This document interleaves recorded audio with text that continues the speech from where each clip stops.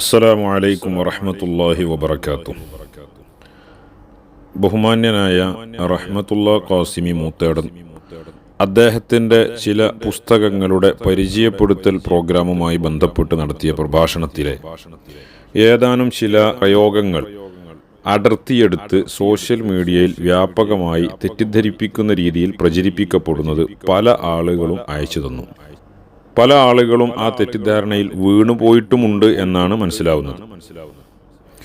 സ്വാഭാവികമായും ഞാൻ അദ്ദേഹത്തിൻ്റെ പ്രഭാഷണം മുഴുവൻ കേൾക്കാൻ സമയം മാറ്റിവെച്ചു, കേട്ടു.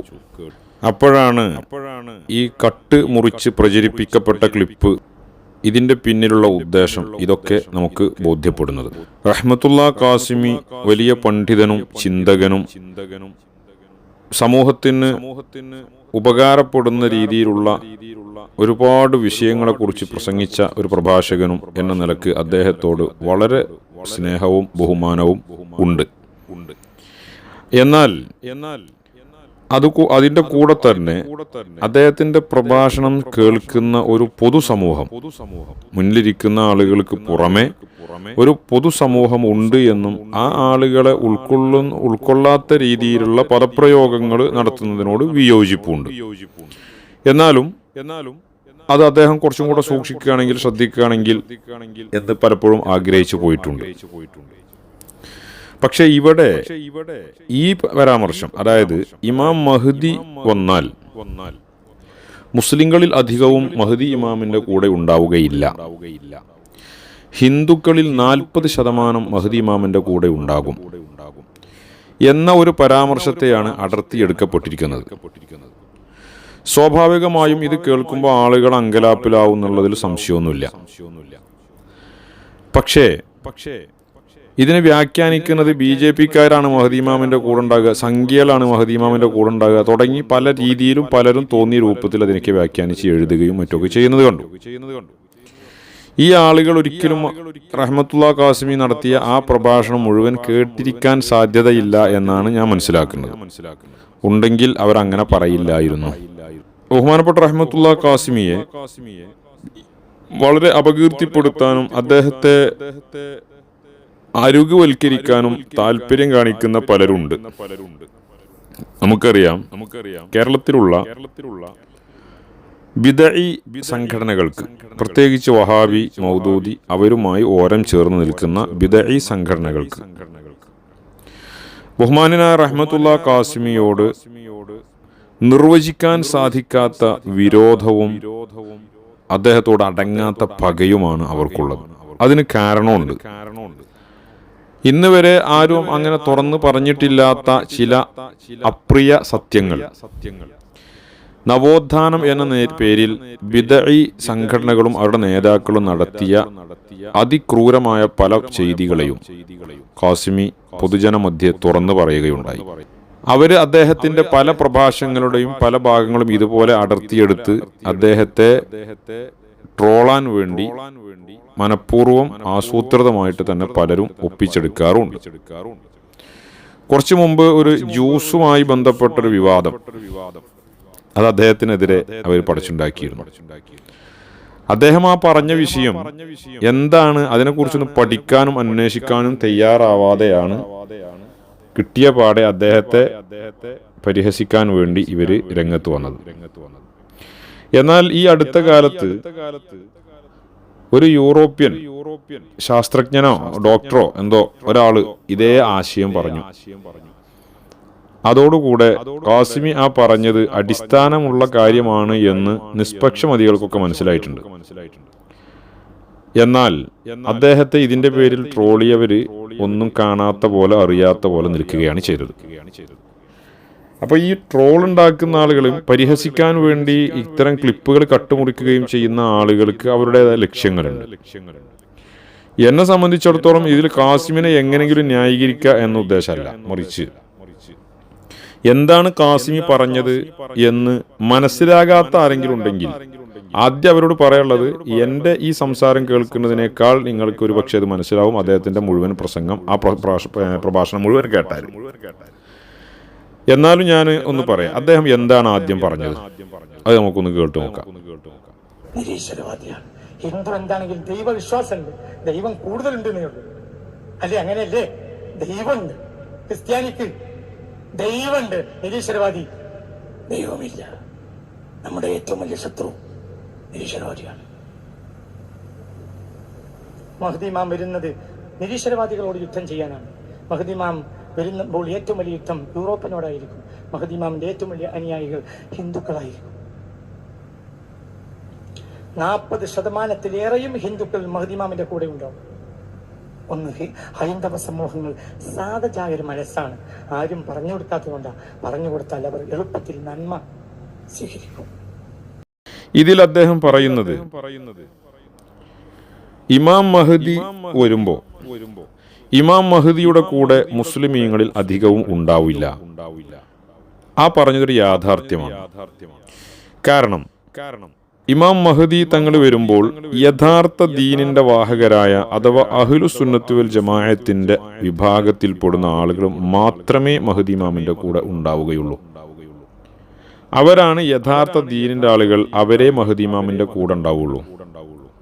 ഇന്ന് നമ്മൾക്ക് പരിചയമുള്ള കേരളത്തിലുള്ള വഹാബികളടക്കമുള്ള ആളുകൾ അവരുമായി ആ ആശയത്തോട് താദാത്മ്യപ്പെട്ടു പോകുന്നവരും അല്ലെങ്കിൽ അവരുമായുള്ള സഹവാസത്തിലൂടെയോ സമ്പർക്കത്തിലൂടെയോ അവരുടെ ചിന്താഗതികളുടെയും ആശയങ്ങളും ഹൃദയത്തിലേക്ക് അല്പമെങ്കിലും പകർന്നു കിട്ടിയവരും, ഇത്തരം ആളുകളൊക്കെ എന്തായാലും മഹ്ദി ഇമാമിനെ തള്ളിപ്പറയും എന്ന് മഹ്ദി ഇമാമുമായി ബന്ധപ്പെട്ട കാര്യങ്ങളെക്കുറിച്ച് പഠിച്ചാൽ നമുക്ക് മനസ്സിലാവും. മഹ്ദി ഇമാമ് വരുമ്പോൾ റസൂലുള്ളാഹി സ്വല്ലല്ലാഹു അലൈഹി വസല്ലം തങ്ങളെ സന്ദർശിക്കുകയും റൗള ഷരീഫിൽ മഹ്ദി ഇമാമ് തങ്ങളടുത്ത് ചെല്ലുകയും ചെയ്യുന്ന ഒരു സംഭവത്തെക്കുറിച്ച് പറയുന്നുണ്ട്. ആ ഒരൊറ്റ സംഭവം മതി വഹാബികൾ മഹ്ദി ഇമാമ് ഇയാൾ പക്ക ഖുറാഫിയാണ് എന്ന് പറഞ്ഞ് മഹ്ദി ഇമാമിൽ നിന്ന് അകന്നു നിൽക്കും. പിന്നീട് മഹ്ദി ഇമാമിലൂടെ പ്രകടമാകുന്ന കറാമത്തുകൾ, അത്ഭുതങ്ങൾ, അതേപോലുള്ള പല കാര്യങ്ങളും ഇതൊന്നും ബിദഈ കക്ഷികൾക്ക് സ്വീകരിക്കാൻ കഴിയില്ല. അവർ അതിനെയും ട്രോളും. അപ്പൊ ആ പറഞ്ഞതൊരു യാഥാർത്ഥ്യം. പിന്നെ ഹിന്ദുക്കളിൽ 40% മഹ്ദി ഇമാമിന്റെ കൂടെ ഉണ്ടാവുന്ന അതിന് കാസിം പറഞ്ഞു അവർ നല്ല മനസ്സുള്ളവരാണ്, അവർ ശരി കണ്ടാൽ അംഗീകരിക്കാൻ തയ്യാറാവും എന്ന്. അതൊരർത്ഥത്തിൽ വളരെ ശരിയാണ്. ഇപ്പൊ നമുക്കൊക്കെ പരിചയമുള്ള, നമുക്കൊക്കെ സുഹൃത്തുക്കളോ അയൽവാസികളോ ആയ ഹിന്ദു സഹോദരങ്ങളെ നമുക്കറിയാം. അവരിൽ ഒരു നന്മ ഉണ്ട്, അവരുടെ മനസ്സിൽ ഒരു നന്മയുണ്ട്. ഏറ്റവും ചുരുങ്ങിയത് നിങ്ങളൊന്ന് നിരീക്ഷിച്ചു നോക്കൂ. കേരളത്തിലുള്ള പണ്ഡിതന്മാര്, സയ്യിദന്മാർ, മഹാന്മാർ, ഇത്തരം ആളുകളെ ഒരിക്കലും ഒരു ഹിന്ദു എന്ന് ഞാൻ പറയുമ്പോൾ BJP RSS എന്ന് അർത്ഥം വെക്കരുത്. ഹിന്ദു ആയി ജീവിക്കുന്ന ഒരാള് പണ്ഡിതന്മാരെയും അതേപോലെ പള്ളി, ദീനി സ്ഥാപനങ്ങൾ, അതേപോലെ മഹാന്മാര്, ഇവരൊക്കെ വളരെ ആദരവോടെ മാത്രമേ കാണാറുള്ളൂ. അവരെക്കുറിച്ച് വളരെ ബഹുമാനത്തോടെയും ഭവ്യതയോടും മാത്രമേ അവർ സംസാരിക്കുള്ളൂ. നേരെ മറിച്ച് സയ്യിദാണോ ആലിമാണോ ആരാണെങ്കിലും എന്ത് തെറിയും ഒരു ഉളുപ്പുമില്ലാതെ ഒരു പേടിയില്ലാതെ എന്തും വിളിച്ചു പറയുന്ന ആള് മുസ്ലിം കമ്മ്യൂണിറ്റിന്റെ ഉള്ളിൽ തന്നെയാണുള്ളത്. അതായത് ബിദ്അത്ത് ഉള്ളിലേക്ക് കയറിയ ആളുകൾ. ഇനി നിങ്ങൾ ആലോചിച്ചാൽ മതി എന്താണ് ആ പറയുന്ന അർത്ഥം എന്നുള്ളത്. എൻ്റെ ഒരു അനുഭവം പറയാം. നമ്മൾ വാങ്ക് വിളിക്കുമ്പോൾ സംസാരിക്കാൻ പാടില്ല എന്നാണല്ലോ. എന്നാൽ ഇത് ശ്രദ്ധിക്കുന്ന എത്ര മുസ്ലിമീങ്ങളുണ്ട്? ഞാൻ താമസിക്കുന്നതിൻ്റെ തൊട്ടപ്പുറത്ത് ഒരു ഹിന്ദു ഫാമിലി താമസിക്കുന്നുണ്ടായിരുന്നു. ഞാൻ എന്നും അത്ഭുതത്തോടു കൂടെ കാണുന്ന, ആദ്യമൊക്കെ അത്ഭുതമാണെങ്കിലും പിന്നീട് അതൊരു പതിവ് കാഴ്ചയായി. ഇവിടെ പള്ളിയിലെ വാങ്ക് കേട്ടാൽ ആ പെണ്ണ്, ആ ചേച്ചി, എനിക്ക് തോന്നുന്നു ഒരു 40 വയസ്സിന്റെ താഴെ ഉണ്ടാവും, ആ ചേച്ചി ഉടനെ ഓടി പുറത്തിറങ്ങും. എന്നിട്ട് ഒരു തോർത്തുമുണ്ട് തലയിലുണ്ടാവും. എന്നിട്ട് ആകാശത്തേക്ക് നോക്കി ഈ വാങ്ക് കഴിയുന്നത് വരെ വളരെ ഭക്തിയോടെ ഭവ്യതയോടെ ഒരു വല്ലാത്തൊരു നിൽപ്പാണ്. അത് കഴിഞ്ഞ് വാങ്ക് കഴിഞ്ഞാൽ അവരുടേതായ രീതിയിൽ കൈകൊണ്ട് എന്തൊക്കെയോ ചില ഭക്തി ആദരവുകൾ പ്രകടമാക്കുന്ന ആംഗ്യ വിക്ഷേപങ്ങളൊക്കെ ചെയ്ത് കണ്ണിലും തലയിലൊക്കെ ഒന്ന് തടവിയിട്ടാണ് ഇത് ഉള്ളിലേക്ക് കയറുക. ഇത് ഞാൻ എന്നും കണ്ടിരുന്നൊരു കാഴ്ചയാണ്. ഈ സഹോദരിയുടെ ഭർത്താവ്, അദ്ദേഹം ഒരു മദ്യപാനിയായിരുന്നു. എന്നാൽ പോലും അദ്ദേഹം പണ്ഡിതൻ എന്ന നിലക്കും അതേപോലെ ദീനി സ്ഥാപനം എന്ന നിലക്കും ഒക്കെ അദ്ദേഹത്തിന്റെ പെരുമാറ്റവും അദ്ദേഹത്തിന്റെ ആ ഭവ്യതയൊക്കെ ഞാൻ കണ്ടിട്ടുണ്ട്. പണ്ഡിതന്മാരെ കുറിച്ച് സംസാരിക്കുമ്പോഴും മറ്റുമൊക്കെ അദ്ദേഹത്തിൻ്റെ ഒരു പ്രകടമായ ഭവ്യത കാണാറുണ്ട്. അപ്പോൾ ഇത് ഞാനൊരു ചെറിയ ഒരു ഉദാഹരണം പറഞ്ഞു തന്നേ ഉള്ളൂ. എൻ്റെ ഈ ശബ്ദം കേൾക്കുന്ന ആളുകൾക്കൊക്കെ ഈ പറഞ്ഞത് വളരെ ശരിയാണ് എന്ന് അംഗീകരിക്കാൻ കഴിയുമെന്നാണ് ഞാൻ മനസ്സിലാക്കുന്നത്.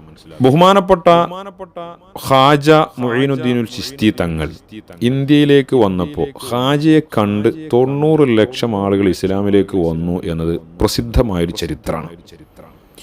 മഹാനായ ഖാജ തങ്ങളെ കണ്ട് 90 ലക്ഷം ആളുകൾ ഇസ്ലാമിലേക്ക് കണ്ടുവന്നു. ആ മനുഷ്യന്റെ മുഖം കണ്ടിട്ട് വന്നു. അതാണ് ആ നൂറാനിയത്ത് കാണുകയാണ്. ആ രാജ്യമാണ് ഇന്ത്യ. ഇന്ത്യയിൽ ഇമാം മഹ്ദി തങ്ങൾ വന്നാൽ എന്ത് ലക്ഷത്തിനാണ് പ്രസക്തി? എന്ത് 90 ലക്ഷം? കോടികൾ തന്നെ മഹ്ദി ഇമാമിന്റെ പിന്നിൽ അണിനിരക്കൂലേ? അപ്പൊ ഈ അർത്ഥത്തിലാണ് റഹ്മത്തുള്ള ഖാസിമി പറഞ്ഞത്. ആ അർത്ഥത്തിൽ പറഞ്ഞു എന്ന് ഞാൻ വ്യാഖ്യാനിക്കല്ല. റഹ്മത്തുള്ള ഖാസിമിനെ ഈ പ്രഭാഷണത്തിന്റെ അവസാനത്തിൽ പറയുന്നുണ്ട്. ആ ഭാഗം ഒന്ന് കേട്ടു നോക്കി. ഞാൻ പറഞ്ഞുകൊണ്ടുവരുന്നത് സാജതായ സമൂഹമാണത്. എന്ത് നന്മ പറഞ്ഞാൽ സ്വീകരിക്കും. ഞാൻ ഉദാഹരണം ഒന്നും പറയാം. ഒരു ഹിന്ദുവിന്റെ കുട്ടിയെ നിങ്ങളെ വീട്ടിലേക്ക് വൈകുന്നേരം കൊണ്ടുവന്നു, കുട്ടി കരയുക. നിങ്ങളൊന്ന് മന്ത്രിച്ച് ഊതിയിട്ട് എന്റെ തലയെ കൂടെ ഊതിയിട്ട് എന്റെ കരച്ചിൽ നിന്നാൽ ആ നാട്ടിലെ നിങ്ങളെ ഏറ്റവും വലിയ രക്ഷകൻ. ഉറപ്പാണോ? അല്ലേ? എനിക്ക് ഉറപ്പാണ്, എനിക്ക് അനുഭവമാണ്.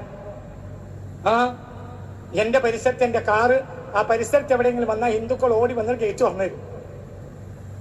ഒരു ആണ്ടർ ദിവസത്തിൽ എന്റെ വീട്ടിൽ ഒരു ഭക്ഷണം കിട്ടിയില്ലെങ്കിൽ അവർക്ക് വേദനയാണ്. ഞാൻ വീട് വിറ്റ് പോകാൻ ഒരുങ്ങിയപ്പോൾ, കോഴിക്കോട്ടേക്ക് പോകാൻ ഒരുങ്ങിയപ്പോൾ എന്റെ പരിസരവാസികൾ ഹിന്ദുക്കൾ തടഞ്ഞു. ഉസ്താദ് പോകരുത്. എന്തുകൊണ്ട്? അവർക്ക് നമ്മെ അത്ര വലിയ വിശ്വാസമാണ്. ഈ ഒരു വിവരമില്ലാത്ത പൊട്ടഭാഗ്യക്കാരായ നമ്മൾ ഇങ്ങനെയാണെങ്കിൽ, നമ്മളെ ഹിന്ദുക്കൾക്ക് ഇത്ര വിശ്വാസമാണെങ്കിൽ, ഇമാം മഹ്ദി എന്ന ഈ ലോകത്ത് എന്തും ചെയ്തു കൊടുക്കാൻ കഴിയുന്ന ഒരു മനുഷ്യൻ ഹിന്ദുക്കളുടെ ഇടയിൽ വന്നാൽ 140 കോടി ഹിന്ദുക്കളും മുസ്ലിമാവും. അപ്പൊ ഇതാണ് വസ്തുത. എന്നിരിക്കെ ഈ അടർത്തിയെടുത്ത ക്ലിപ്പ് ഇട്ടിട്ട് ജനങ്ങളുടെ ഇടയിൽ വസ്വാസം ഉണ്ടാക്കി നല്ല ഒരു വിഷയത്തെ സംസാരിച്ച് അവതരിപ്പിച്ച ഒരു പ്രഭാഷണത്തിന്റെ ഈ ശകലം അടർത്തിയെടുത്ത് അദ്ദേഹത്തെ തേജോവധം ചെയ്യുന്ന ഈ ശൈലി ഇതിന്റെ മുമ്പ് ഉണ്ടായിട്ടുണ്ട്, ഇനിയും അതുണ്ടാവും. ആളുകൾ ഇത് തിരിച്ചറിയണം. വഹാബികൾക്ക് പ്രത്യേകിച്ച് താല്പര്യങ്ങളൊന്നുമില്ല, അവർക്ക് ദീനിനോട് കൂറില്ല. ചരിത്രം നിങ്ങൾ പരിശോധിച്ചാൽ മതി. ലോകത്ത് കഴിഞ്ഞു വന്ന മുജദ്ദിദുകൾ ഇസ്ലാമിന്റെ വ്യാപനത്തിനും പ്രചാരണത്തിനും നവോത്ഥാനത്തിനും വലിയ പങ്കുവഹിച്ച മുജദ്ദിദുകൾ മുഴുവനും സൂഫിയാക്കളായിരുന്നു, ഔലിയാക്കളായിരുന്നു, ആരിഫീങ്ങളായിരുന്നു, സുന്നികളായിരുന്നു. എന്നാൽ ബിദഈ താൽപര്യരായ ആളുകൾ ഏതൊക്കെ കാലത്ത് അവർക്ക് മേൽക്കോയ്മ ലഭിച്ചിട്ടുണ്ടോ അന്നൊക്കെ ദീനിനും സുന്നത്ത് ജമാഅത്തിനും ആലിമീങ്ങൾക്കും വലിയ പ്രയാസം ഉണ്ടാക്കുക മാത്രമേ അവർ ചെയ്തിട്ടുള്ളൂ. മറ്റൊരു ദീനിനൊരു ഗുണം അവരെ കൊണ്ടുണ്ടായിട്ടില്ല. ഇവരുടെ ആശയങ്ങൾ ആദ്യം ലോകത്ത് വിഭാവനം ചെയ്ത ഖവാരിജികൾ മുതൽ ബഹുമാനപ്പെട്ട ഖബ്ബാബ് റളിയല്ലാഹു അൻഹുവിന്റെ പുത്രൻ അബ്ദുള്ള റളിയല്ലാഹു അൻഹുവിനെ സ്വഹാബിയുടെ മകനാണ് എന്ന് പറഞ്ഞിട്ടും അറിഞ്ഞിട്ടും ഒരു പ്രയാസമില്ലാതെ കഴുത്തറുത്ത് കൊലപ്പെടുത്തുകയാണ് ഖവാരിജികൾ ചെയ്തത്.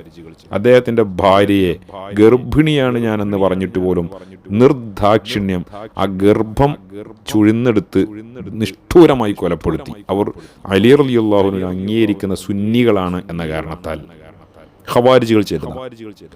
പിന്നീട് ബിദഅത്തിന്റെ ഏതൊക്കെ കാലത്ത് ബിദഅത്തിന്റെ വളർച്ച ഉണ്ടായിട്ടുണ്ടോ, പിന്നീട് മുഅ്തസിലത്തിന്റെ കാലത്തോ മഹാനായ ഇമാം അഹ്മദ് ബിൻ ഹംബൽ തങ്ങളെപ്പോലുള്ള പണ്ഡിതന്മാരെ തുറുങ്കിലടച്ച് പീഡിപ്പിച്ചവര്, പിന്നീട് വന്ന സലഫി മൂവ്മെന്റിന്റെ സമയത്ത് ആയിരക്കണക്കിന് സുന്നി പണ്ഡിതന്മാരെ കൊന്നൊടുക്കി.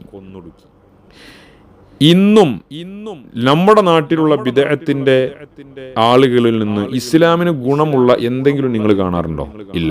അവർ മുസ്ലിമീങ്ങളെ ദ്രോഹിച്ചുകൊണ്ടേയിരിക്കും, മുസ്ലിം പണ്ഡിതന്മാരെ ദ്രോഹിച്ചുകൊണ്ടേയിരിക്കും. ഇതാണ് അവരുടെ രീതി. ഇത് നമ്മൾ തിരിച്ചറിയണം. അല്ലാഹു തആല കാക്കട്ടെ. അസ്സലാമു അലൈക്കും.